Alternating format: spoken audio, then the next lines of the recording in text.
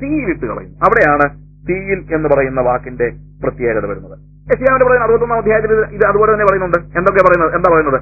നമ്മളുടെ കർത്താവിന്റെ പ്രസാദ വർഷവും ഇല്ലേ, 61-ന്റെ 1-2 വാക്യങ്ങൾ 2-ാം വാക്യം വായിക്കുമ്പോൾ നമ്മൾ യഹോവയായ കർത്താവിന്റെ ആത്മാവിന്റെ മേലിരിക്കുന്നു. ഹൃദയം തകർന്നവരെ മുറിവ് കെട്ടുവാനും തടവുകാർക്ക് വിടുതലും ബദ്ധന്മാർക്ക് സ്വാതന്ത്ര്യം അറിയിപ്പാനും യഹോവയുടെ പ്രസാദ വർഷവും നമ്മുടെ ദൈവത്തിന്റെ പ്രതികാര ദിവസവും പ്രസിദ്ധമാക്കുവാനും ദുഃഖിതന്മാരെയൊക്കെയും ആശ്വസിപ്പിക്കുവാനും ജീവനിലെ ദുഃഖിതന്മാരെ. അവിടെ പറയുന്ന 2 കാര്യങ്ങൾ എന്താണ്? ദൈവത്തിന്റെ പ്രസാദ വർഷവും നമ്മുടെ കർത്താവിന്റെ പ്രതികാര ദിവസവും പ്രഘോഷിക്കാൻ. അപ്പോൾ മശിഹ വരുമ്പോൾ ഇത് രണ്ടും കൂടെ ഒരുമിച്ച് ചെയ്യുമെന്നാണ് യെശയ്യാവ് പറയുന്നത്. യെശയ്യാവിന്റെ വാക്കുകളിൽ നിന്ന് യോഹന്നാന് ഗ്രഹിക്കാൻ കഴിയുന്ന ഏക കാര്യം എന്താണ്? എന്റെ പിന്നാലെ വരുന്നവൻ എന്ത് ചെയ്യും? പ്രസാദ വർഷവുമുണ്ട്, പ്രതികാര ദിവസമുണ്ട്. പ്രസാദ വർഷം അതാ നീണ്ടു നിൽക്കുന്നത്. മറ്റേതെന്താണ്? പ്രതികാര ദിവസം. ഒന്നൊരു വർഷമാണെങ്കിൽ ഒന്നൊരു ദിവസമാണ്. ദൈവത്തിന്റെ പ്രസാദവും പ്രതികാര വർഷമെല്ലാം വന്നു കഴിഞ്ഞാൽ ആർക്കും നിൽക്കാനായിട്ട് കഴിയത്തില്ല. പ്രതികാര വർഷമല്ല, പ്രതികാര ദിവസം. അപ്പോൾ ഇത് രണ്ടും കൂടെ ഒരുമിച്ച് വരും എന്നുള്ള ചിന്തയിൽ യോഹന്നാൻ പറയുകയാണ്, എന്റെ പിന്നാലെ വരുന്നവൻ നിങ്ങളെ പരിശുദ്ധാത്മാവിലും അഗ്നിയിലും സ്നാനം കഴിപ്പിക്കും. പക്ഷേ കർത്താവ് മരുഭൂമിയിലിരുന്ന് പിതാവുമായിട്ട് സംസർഗം ചെയ്തപ്പോൾ കർത്താവിന് മനസ്സിലായ കാര്യമുണ്ട്. ഞാൻ ഇപ്പോൾ വന്നത് എന്തിനാണെന്നറിയാമോ? ഞാൻ ഇപ്പോൾ വന്നത് പ്രസാദ വർഷം പ്രസംഗിക്കാനാണ്. പ്രതികാര ദിവസം വരുന്നേ ഉള്ളൂ. ഇത് രണ്ടും രണ്ടാണെന്നുള്ള പൂർണ്ണമായ തിരിച്ചറിവിലാണ് ഇവൻ ലൂക്കോസിന്റെ സുവിശേഷത്തിൽ ഗലീലയിൽ വന്നിട്ട് അവിടെ പ്രസംഗിക്കുമ്പോഴത്തേക്ക് ലൂക്കോസിന്റെ 4-ാം അധ്യായത്തിൽ എന്താ കാണുന്നത്? അവിടെ വായിക്കുന്ന എന്താണ്? ദരിദ്രന്മാരുടെ സുവിശേഷം അറിയിക്കാൻ ചെയ്യാൽ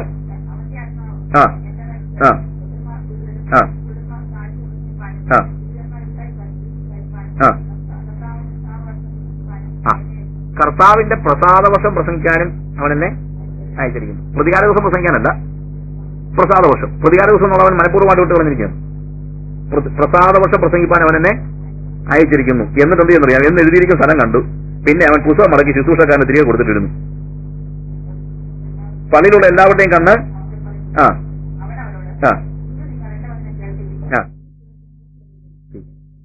നോക്കുക. എല്ലാവരും ചോദിച്ചു, നീ എന്നാ ഇത് ഇടയ്ക്ക് വെച്ച് നിർത്തിയത്? കാര്യം ഇത് എത്രയോ പ്രാവശ്യമായിട്ട് വായിച്ചുകൊണ്ടിരിക്കുന്ന ഭാഗമാണ്. കാര്യം മശിഹൈക പ്രതീക്ഷ കൊടുക്കുന്ന എല്ലാ വേദഭാഗങ്ങളും ഇവർക്ക് ഓൾമോസ്റ്റ് കാണാപ്പാടമാണ്. യെശയ്യാവിന്റെ പ്രവചനം എടുത്തു കൊടുത്തിട്ട് ഇതുകൊണ്ട് കൊടുത്തു കഴിഞ്ഞിട്ട് ഇവൻ ഇത് വായിച്ചിരുന്നു കഴിഞ്ഞപ്പോഴത്തേക്ക് ആളുകളെല്ലാം അവന്റെ എല്ലാ പള്ളിയിലുള്ള എല്ലാവരുടെയും കണ്ണ് അവന്റെ മേൽ പറഞ്ഞു, ഇതെന്താ ഇവൻ കാണിച്ചത്? ഇതെന്താ ഇവൻ ഇവിടെ വെച്ച് നിർത്തിയത്? എല്ലാവരും നോക്കിക്കൊണ്ടിരുന്നപ്പോൾ പറഞ്ഞു, നിങ്ങൾ ഇന്ന് ഈ കേൾക്കയിൽ ഈ വചനത്തിന് നിവൃത്തി വന്നിരിക്കുന്നു. I have come to proclaim the favour of the Lord. കർത്താവിന്റെ പ്രസാദ വർഷം പ്രസംഗിക്കാനാണ് ഞാൻ വന്നത്, പ്രതികാര ദിവസം പ്രസംഗിക്കാനല്ല. പ്രതികാര ദിവസം ഇല്ലെന്നല്ല, ഇപ്പോൾ ഞാൻ വന്നത്. യോഹന്നാന്റെ സുവിശേഷം 3-ാം അധ്യായം 17-18 വാക്യങ്ങൾ വായിക്കുമ്പോൾ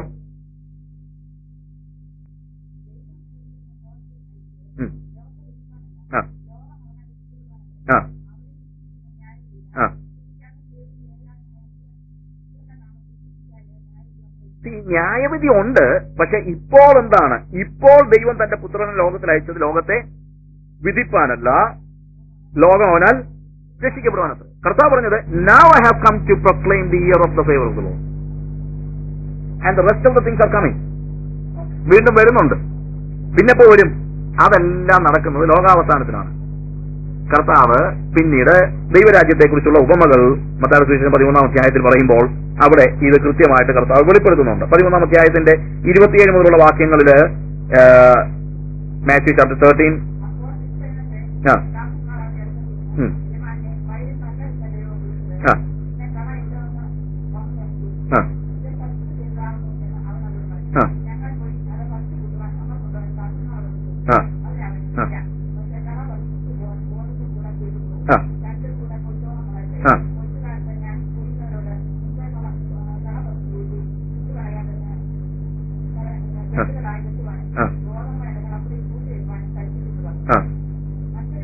ഓക്കെ.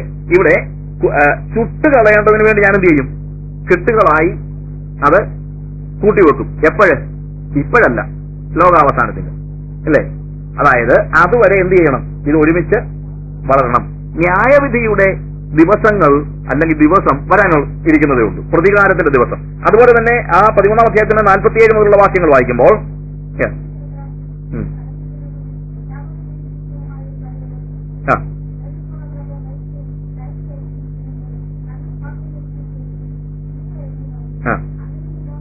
അങ്ങനെ തന്നെ ലോകാവസാനത്തിൽ സംഭവിക്കും. നോക്ക്, ദൂതന്മാർ പുറപ്പെട്ട് നീതിമാന്മാരുടെ ഇടയിൽ നിന്ന് കണ്ടോ അഗ്നിസ്നാനം മാറ്റി വെച്ചിരിക്കുക കുറച്ചു നാളത്തേക്ക്. ഇപ്പൊ പരിശുദ്ധാത്മസ്നാനം കൊടുക്കുകയാണ്. എന്തിന്? അമലിയുടെ സന്തതി പോലും രക്ഷപ്പെടാനായിട്ട്, അമലിയുടെ സന്തതി പോലും രക്ഷപ്പെടാനായിട്ട് പരിശുദ്ധാത്മസ്നാനം കൊടുക്കുകയാണ്. ലോകാവസാനത്തിലേക്ക് മാറ്റി വെച്ചിരിക്കുകയാണ്. എന്ത്?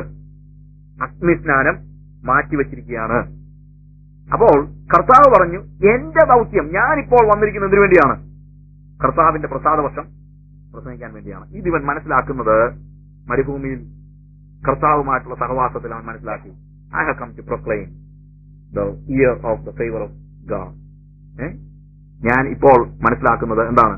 അല്ലെങ്കിൽ പിതാവുമായിട്ടുള്ള ഡിസ്കഷനിൽ ഒരുപക്ഷെ പിതാവ് പറഞ്ഞു, you have come to do something else.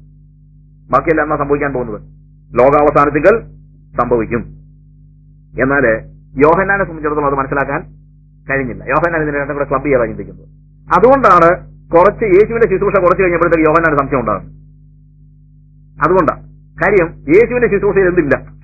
ന്യായവിധി കാണുന്നില്ല. ലൂക്കോസ് സുവിശേഷം 7-ാം അധ്യായത്തില് അതിന്റെ 18 മുതലുള്ള വാക്യങ്ങൾ.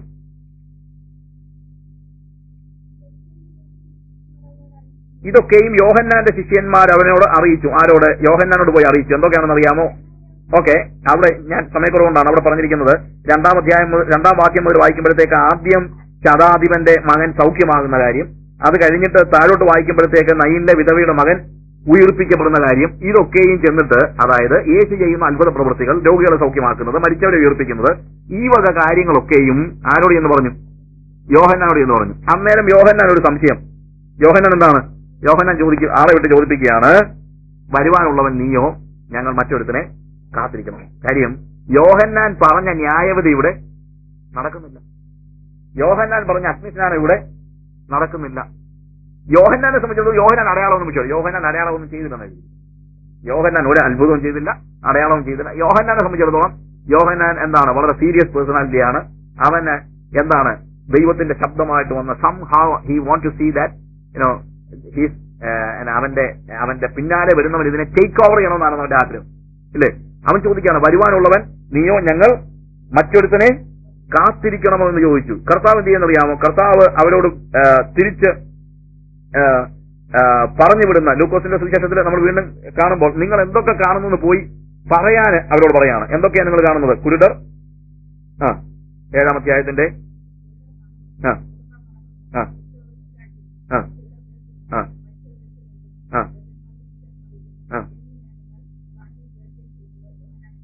യോഹന്നാൻ എന്ന് പറ, ഇതൊക്കെയാണ് ഇവിടെ നടക്കുന്നത്. ഇപ്പൊ നടക്കുന്നത് എന്താണ്? കുരുടർ കാണുന്നു, ചെകിടർ കേൾക്കുന്നു. എന്താണ്? കുഷ്ഠരോഗികൾ ശുദ്ധരായിത്തീരുന്നു, മരിച്ചവർ ഉയർത്തെഴുന്നേൽക്കുന്നു, ദരിദ്രരോട് സുവിശേഷം അറിയിക്കുന്നു. യോഹന്നാൻ പറ, ആ പറഞ്ഞതിനകത്ത് ഈ കാര്യങ്ങളെല്ലാം നടക്കുന്നുണ്ടെന്ന് പറ, ചെന്ന് പറ. എങ്കിലും ഇടറിപ്പോകാത്തവൻ ഭാഗ്യവാൻ. നോക്കുക, ഇവിടെ ദൈവത്തിന്റെ കർത്താവ് ഭൂമിയിലേക്ക് വന്നതിന്റെ ആ ലക്ഷ്യത്തെ കുറിച്ച് പറയുമ്പോൾ എന്താണ്? ദൈവത്തിന്റെ പരിശുദ്ധാത്മാവിനെ നൽകി അമലിയുടെ സന്തതിയെ പോലും മാറ്റുന്ന പരിശുദ്ധാത്മ സ്നാനത്താൽ ജനങ്ങളോട് കർത്താവിന്റെ പ്രസാദ വർഷം പ്രസംഗിക്കേണ്ടതിനാണ് യേശു കർത്താവ് വന്നത്. അവൻ പരിശുദ്ധാത്മാവിനാൽ ഉൽപ്പാദിതനായി, പരിശുദ്ധാത്മാവിനാൽ അവൻ വളർന്നു. അവന്റെ ടീനേജിൽ അവൻ പരിശുദ്ധാത്മാവിലും അവൻ വളർന്നു. അവൻ മനുഷ്യന്റെയും ദൈവത്തിന്റെയും കൃപയിൽ മുതിർന്നു വന്നു. അവന്റെ young ഏജില് he was full of the Holy Spirit. Even when he was taking baptism, he was filled with the Holy Spirit, and the Spirit just came upon him. അവന്റെ മേൽ പരിശുദ്ധാത്മാവ് വന്നു. ഇനി അവന്റെ ജീവിതത്തിലെല്ലാം പരിശുദ്ധാത്മാവിന്റെ പ്രവർത്തനമാണ് കാണുന്നത്.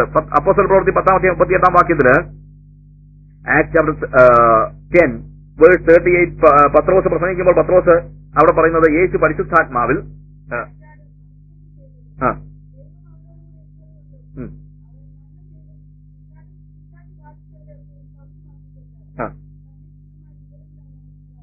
നസറായനായ യേശുവിനെ ദൈവം പരിശുദ്ധാത്മാവിനാലും ശക്തിയാലും അഭിഷേകം ചെയ്തതും, ദൈവം അവനോടുകൂടെ ഇരുന്നത് കൊണ്ട് അവൻ നന്മ ചെയ്തു, പിശാച് ബാധിച്ചവരെ ഒക്കെയും സൗഖ്യമാക്കിയും കൊണ്ട് സഞ്ചരിച്ചതായ വിവരം തന്നെ നിങ്ങൾ അറിയുന്നുവല്ലോ. അപ്പോൾ പരിശുദ്ധാത്മാവ് നിറഞ്ഞവനായി അല്ലെങ്കിൽ പരിശുദ്ധാത്മാവിനെ അഭിഷേകം ചെയ്തതുകൊണ്ട് അവൻ എന്താ ഒന്നാമത് എന്ത് ചെയ്യുന്നു പറഞ്ഞു? നന്മ ചെയ്തു. ഇല്ലേ? He was doing good. അവൻ നന്മ ചെയ്തുകൊണ്ട് പറഞ്ഞു. അതൊരു വലിയൊരു നമ്മൾ മനസ്സിലാക്കേണ്ട ഒരു കാര്യമാണ്. കാര്യം എന്താണെന്നറിയാമോ? ഇന്ന് പരിശുദ്ധാത്മാവിനാൽ നിറഞ്ഞാൽ ചെയ്യുന്ന കാര്യം നന്മയാണെന്നുള്ളത് നമുക്കറിയത്തില്ല. ആർ സ്റ്റാൻലി ഈ അടുത്ത സമയത്ത് ഉള്ള ഒരു ആർട്ടിക്കിൾ ഞാൻ വായിച്ചപ്പോഴത്തേക്ക് ബ്ലെസ്സിംഗ് യൂത്ത് മിഷന്റെ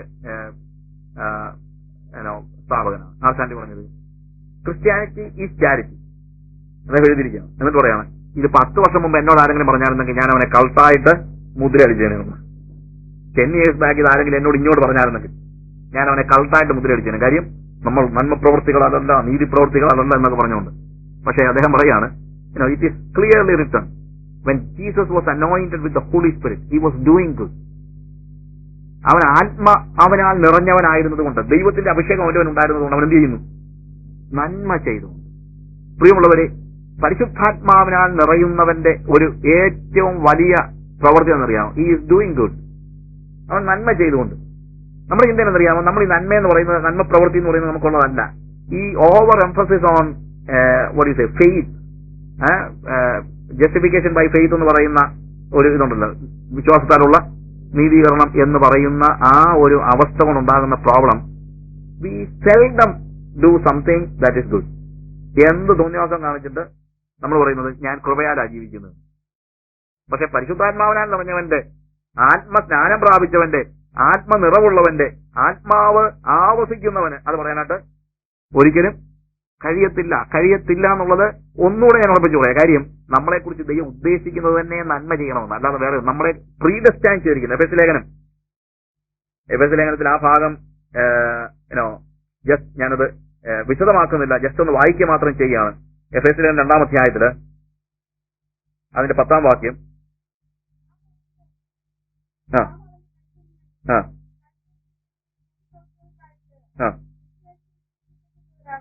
നാം അവന്റെ കൈപ്പണിയായി സൽപ്രവർത്തികളായിട്ട് ക്രിസ്തുവേശുവിൽ സൃഷ്ടിക്കപ്പെട്ടവരായിരിക്കുന്നു.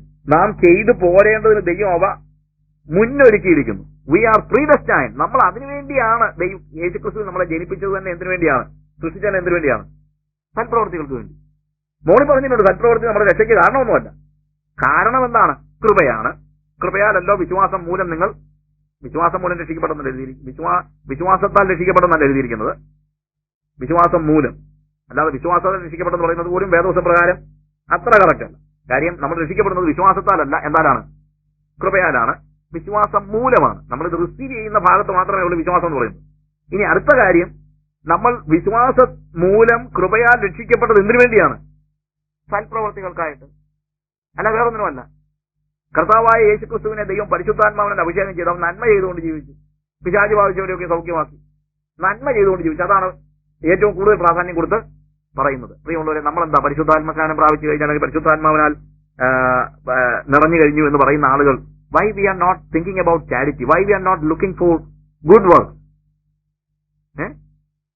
നമ്മളുടെ ഈ over emphasis on grace, or grace ഒന്നും ഇപ്പൊ ആരും പറയത്തില്ല, കൃപയല്ല, maybe we say a lot of things about faith, അല്ലേ?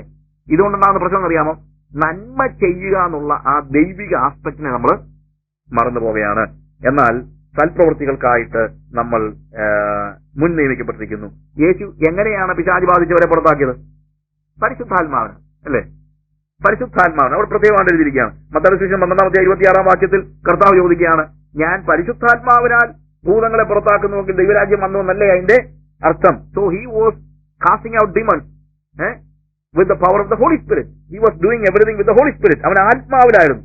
അവൻ ആത്മാവിൽ സന്തോഷിക്കുന്നു. ലൂക്കോസ് സുവിശേഷം 10-21 വാക്യത്തില് അവൻ ആത്മാവിൽ സന്തോഷിക്കുന്നു. ഈ ഭാഗങ്ങളിലെല്ലാം നമ്മൾ കാണുന്നത് എന്താണ്?